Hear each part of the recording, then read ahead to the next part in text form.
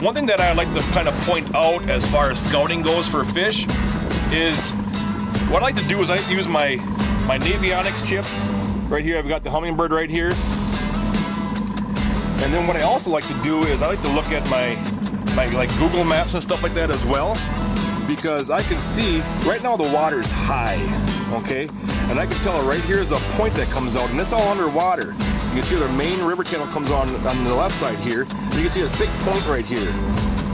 Well, that point right now, as I'm sitting here looking, you can see right here we are. If I'm looking out here to that point right here, it's all underwater. That's a great spot to check.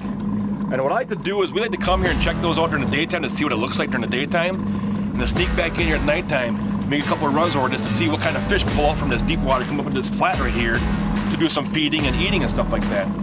Now, one thing that's really critical is what I have found in the past from shooting in tournaments is when I find a spot like this right here, where you can see it's a definite shallow flat that comes out right here, but it's all underwater. One thing that I found out is when I pull back on my maps, I'll look for a lot of other spots that have that same type of characteristics. You know, like right here is some more. Now these are probably gonna be all underwater as well. But one thing that I found is when I find fish on this type of structure, I wanna find fish on the same type of structures that are, you know, might be 3 miles, 4 miles, 5 miles away in the same type of structure right here.